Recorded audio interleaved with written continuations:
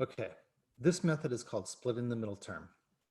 Um, sometimes I say it's not my favorite method, but it actually is. I just don't do it this way. I write it as a diamond in the box instead, but we'll do that in a minute. Splitting the middle term, classic way of doing things, and actually has something very, very important in it. So it starts to look like magic in a minute. Just bear with me. So here we go. When we split the middle term, what we're looking for are two numbers that add to 29 and multiply to 100. All right. The reason they're adding is because this is positive, just like in the last video I showed you. This is positive, so we're not looking for a difference, we're looking for a sum. All right, so that becomes x squared plus, let's see, 25 and 4 add to 29 and multiply to 100. So 25x plus 4x plus 100. Now, it doesn't matter what order you do that in. All right. Now, what we have here is now we've rewritten this trinomial as a 4-term polynomial, but it's exactly equivalent. We haven't changed it. We've just literally split this 29 into 2 terms. All right. Now what we do is we take a look at the first 2 terms and the second 2 terms. And we're going to take the greatest common factor out of each of them. We're going to take the greatest common factor out of each of them. So the biggest thing that divides into x squared and 25 is x. All right, and if we're going to factor that, this is going to be x times x is going to be x squared, and x times 25 is going to be 25x. Right.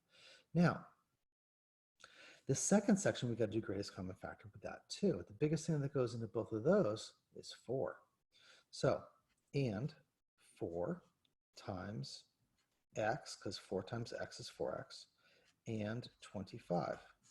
Now, if you've split the middle term properly, which we have, you're going to wind up with a common factor in these 2 terms that are left here. So this is this is a term, and this is another term separated by a plus sign. Notice this is one term because this is multiplication and this is being held together. So this is kind of one term, and this is another term being separated by a plus sign. These 2 terms have a common factor. The common factor is x plus 25. So that x plus 25 can be factored out of these 2 things. X plus 25 is being multiplied by x here. X plus 25 is being multiplied by 4 here. So we can factor it out of this.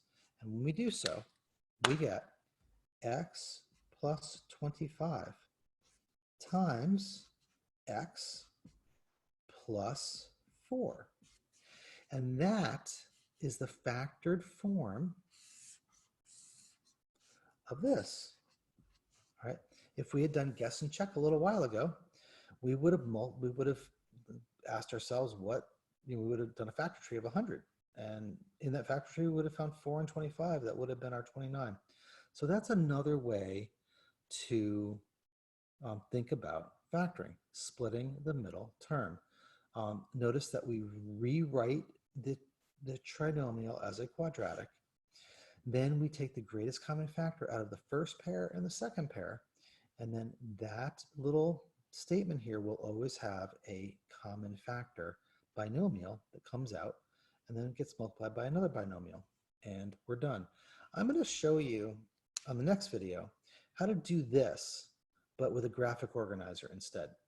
Now, this little step here is an important one. This is an important step because you're also going to be asked to factor 4-term items that aren't quadratics, that act differently than this, but they still do the same type of thing.